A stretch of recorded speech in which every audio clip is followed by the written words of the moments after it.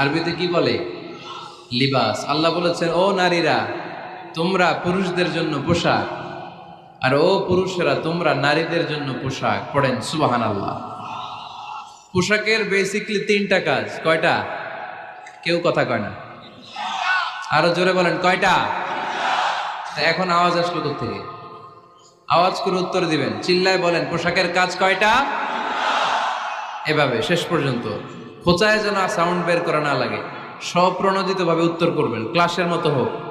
তিনটা কাজ। এক নম্বর কাজ হচ্ছে পোশাক ইজ্জতের আবরু, লজ্জাস্থান ঢেকে রাখে, ঠিক কিনা? আমাদের লজ্জাস্থান ঢেকে রেখেছে আমাদের পোশাক।